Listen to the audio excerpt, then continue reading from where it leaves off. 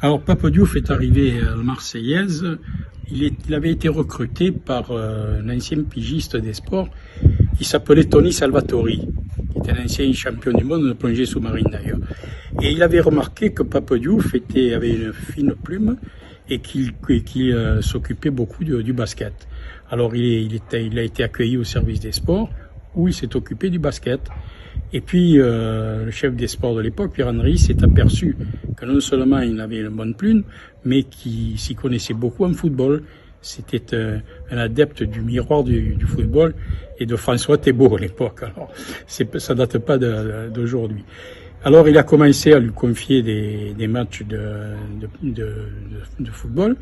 Et puis, de fil en aiguille, Pape a suivi l'OM. Il est devenu journaliste professionnel puisqu'il a quitté la Poste pour entrer à la Marseillaise.